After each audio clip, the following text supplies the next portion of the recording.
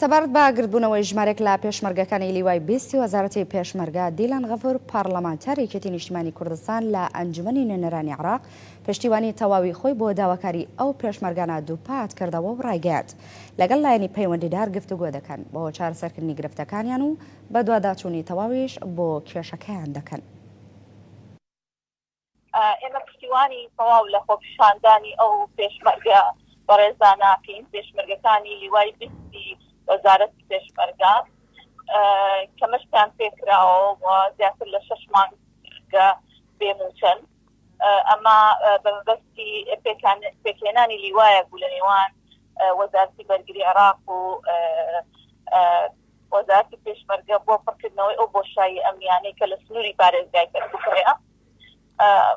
ئەو پێشمەرگانە هەروەکو باسم کرد زیاتر لە 6 مانگە لە دوای ڕاهێنانەکەیانەوە